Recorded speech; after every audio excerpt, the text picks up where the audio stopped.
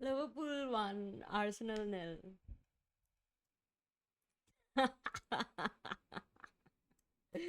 You start the game with three holding midfielders, and then you talk shit about our front line, three who didn't do anything. What is your front line doing, man? What is your front line doing? Going all the way to the touch line and hoping to get a corner? How cute! 1 billion spent, and this is your manager's phase 6. Your my cat agrees. Oh man, oh man. Listen, that game was shit, and the free kick that Dominic Zoboslai took was amazing. And I have to tell you something.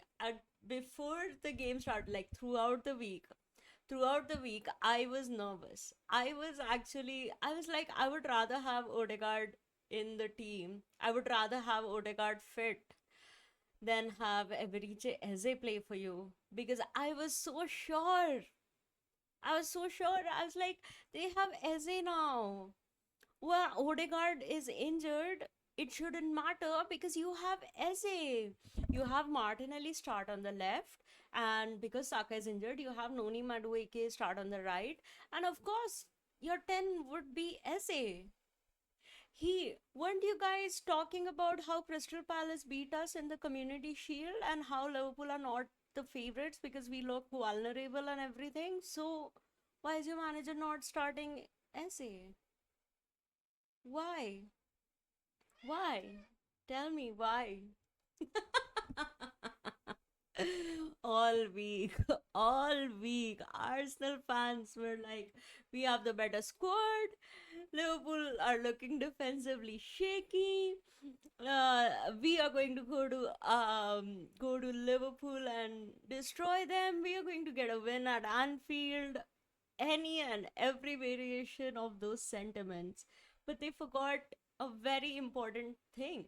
Like, I agree, you have a better squad depth, but it's your quality. Because why is your manager still starting Saliba if you find out in the warm up that he's injured? Footballers are always going to say, yeah, no, I want to play. Like, you wouldn't want a footballer who's like, yeah, okay, you know what, I will choose to sit this one down. They're never going to say that. It's the manager's job to be like, nah, bro, we don't want to make this injury worse. You're not starting. Don't you have better squad depth than us? Haven't you spoken about how good your squad depth is? What is the point? What is the point if your manager cannot be like, no, Saliba, you're not starting. You're injured. Let's not make things worse. We have more defenders. That's all we have, apparently. Let's start them. Nope. Nope. Saliba starts, and you waste a sub. 4 minutes in, 4 minutes in, you wasted a sub. And the manager incapable of thinking like just 5 minutes ahead of what is supposed to be. Don't tell me it cannot be done, because Cole Palmer got injured during Chelsea warm up in the what is the game that they played in the West Ham game? Yeah, and Maresca changed. He didn't start Cole Palmer. We all cried for our FPL teams, but like he was like, nah, Cole Palmer is not playing because he's injured, and we're not going to make it worse. So, you know, why is your manager not doing that? I get it. I get it. You want your best players to start. But don't you also want your best players to be available for the most number of games that you're going to play throughout the season? Don't you want that? Don't you? But nah, Saliba has to start. 4 minutes in, you used one of your subs. Now you only have four subs. In a game where you're starting three holding midfielders and you're playing Victor Jokeris. Why? Why? Why? Who's going to create for him? Who? Who? Your wingers? Can you imagine Noni Madueke is actually your best attacking player in that game? a player that you have constantly cried about how shit he is. He was actually the only one trying.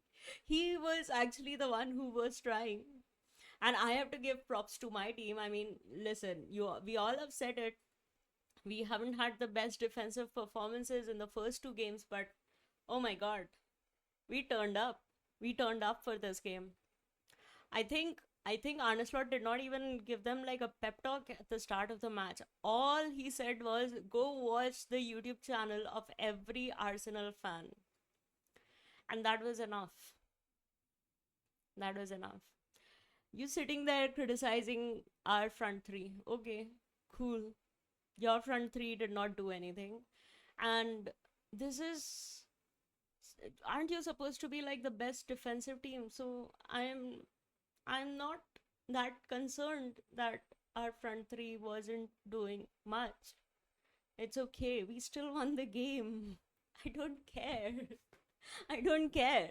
And in fact, if you look at what happened in the game, so this is now what I've already spoken about what Arsenal fans were saying before the game.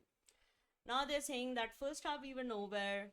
Second half, after the 60th minute, after Curtis Jones came on, for 10 minutes we looked good or whatever. That is what we do. We let you play your game, and first half, the only goal is you don't concede, and you let Arne Slot see what, where, how, what can we do. And second half, he subs on Curtis Jones, takes off McAllister. McAllister has not looked match fit till now because he did not have a preseason with us. So he takes off McAllister, he puts on Curtis Jones, and it changes. And then we stopped doing long balls, we started doing ground passes, and we started moving forward. And those are the changes. It was that simple. We would have scored from open play. It was what? Scored in 83rd minute? I think we became better attacking wise. But it, how does it feel to concede a goal from a set piece? Oh man. The problem is not, I don't have a problem with a set piece goal, okay? Even when Arsenal, you do it. Like, even in the United game, okay? I said, hey, you go to a tough away game and you get a win, scrap a win, cool, okay. Which was the United game, even though we were destroyed by Grimsby Town. But hey, it's okay. It was the first game of the season, so I gave you grace. The shit talking I've heard all week, man, I could not go on YouTube because my entire algorithm is, of course, related to football, and I could not find a single Arsenal fan talking sense. I get you're going to back your team, and of course, you should back your team. As of right now, on paper, you do have more squad depth than us, but for us, it's about quality. We're adding quality. That's it. And this is the proof of the quality. You have two holding midfielders. Why would you not start a creative one who can play in your striker, the one you've brought to score goals? Why? Why is your manager not trust the backup center back to start a game? If the whole point of bringing that person is so that your center back squad depth is there. I was concerned because Konate was not having his best games. Konate, I think, today was spot on. Kirkes, again, very good. I'm not surprised. I'm not surprised that you didn't want to go and score because this is what you've done for last 2 years. And this is what I'm saying. Like, of course you're going to back your team and you have every right to back your team, but the end of the day you forget the biggest liability in your team, which is your manager. Because on paper, yeah, I would have thought, of course, SA is going to start. Of course, why would you not start? He's an amazing footballer. Your regular number 10 is injured, but he can play as a 10. You have a goal machine in Victor Gyökeres, and Eze would know how to create for him. You're already starting two holding midfielders. You already have your almost regular. I mean, at the before the match started, he did not know that Saliba was going to get injured, which I mean, ideally he should have known. But but but when you're making the lineup, when you've put a solid back line, you've put up two holding midfielders, you've decided what your front line is going to be. How is there like not one creative player to actually create for the striker that you brought? What is the point of playing Jokeris then? Because he needs service. That is what he needs. And all your wingers are doing are running down to the touchline and hoping for a corner. That's that is your that those are your goal scoring opportunities. And Liverpool defended their corners. And that's why you couldn't score. We just defended the corners because that is all we needed to do. And we did. And like this is you cannot sit and boast about your squad depth and then use the fact that Saliba and Saka were injured as an excuse as to why you lost the game. Like it can't be both ways. You brought in players so that these players can get rested. Your manager does not want to rest them, that is on you. But now that they are injured, they are the ones who are going to be played. And that is why when rivals have questioned some of these signings that you've made, you all go so defensive. Oh my god, you don't understand. They are squad players. Well, you still have two of your best players injured. Odegaard, your captain, is injured. And instead of starting a like to like replacement, you start Mikel Merino in his position. That's your manager, by the way. Listen, it was not a pretty game. It was not an entertaining game. But I have never seen Arsenal playing an entertaining game against a title rival. It's never happened. Because you go for a draw. And more often than not, you get it, and sometimes you don't. You know that stat of like we haven't lost to like a top six team in 1,000 days? I want to know how many of them are wins away, not at home, away. Because come on, man. Like, ugh, yeah, no, I absolutely cannot. Like,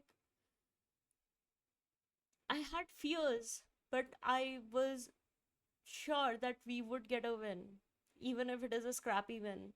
I said in my preview that the worst case scenario is a draw. For me, as a Liverpool fan, I said the worst case scenario for us would be a draw. Even though I was worried about Eze starting, even though I was worried about um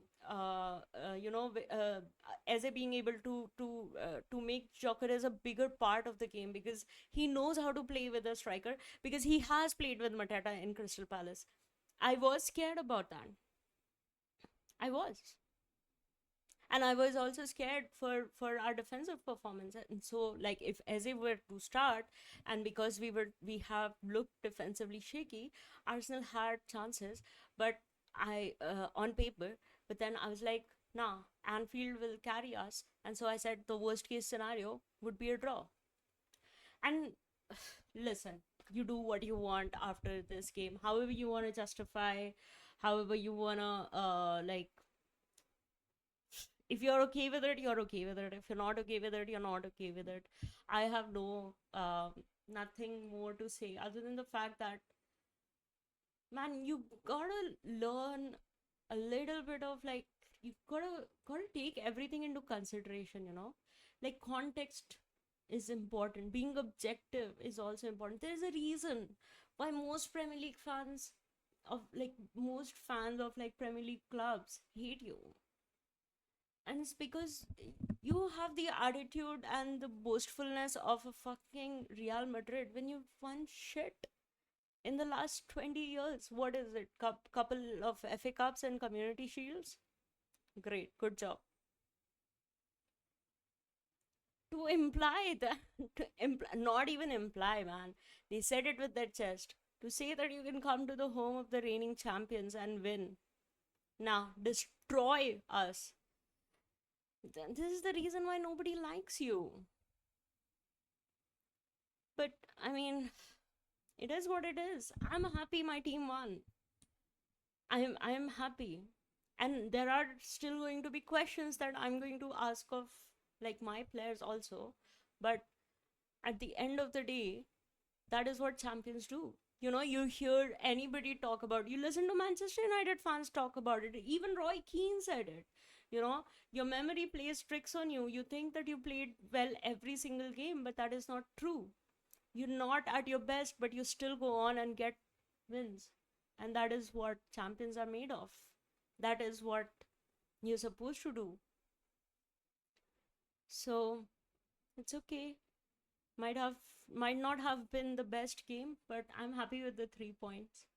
And yeah, this team, like the Liverpool team right now, like rightly it has been said that we are not at 100% right now. There is a lot of change, but it should scare you that even with so much change, we are able to have these individual brilliance moments, right? Like the Bournemouth game was Chiesa and Salah. Like I know nobody's going to give him credit for it because Salah did not get an assist, but like that cross was from Salah. Then Newcastle game was Ngumoha, and then this game was Soboslai. Your fingers can't get like cannot beat a makeshift right back. Okay, cool. Like we had Connor Bradley available. He might not have been fit to play the entire game, but we had Connor Bradley available, and Arne Slot still did not start him because he knew what we needed. And yeah, I love my team. I love my manager. And the day we click, the day Florian Wirtz understands Premier League, gets used to it, the day Salah clicks with Ekitike and understands the way he plays, the way his movements are. Now Isak, of course, by the way, did you hear that Isak now is a Liverpool player? It has happened. It's a here we go, 130 million pounds. Every single penny worth it. Worth it. I am so happy that Isak finally is a Liverpool player. Most likely Mark Gahey would be as well because Brighton's Igor Julio, I think, is going to go on loan to Crystal Palace. So most likely the Mark Gahey one will also get completed. But I mean, of course, I want Mark Gahey in Liverpool, but as of right now, we still have four centre backs technically. But Mark Gahey coming to Liverpool would be even so much more better. But like when this team clicks, I'm excited to see the brand of football that we are going to play. I'm still not going to sit here and say one that the league is over, or two that Liverpool are going to win every single game. But I'm looking forward to what this team is going to do, and I'm just excited. I'm excited.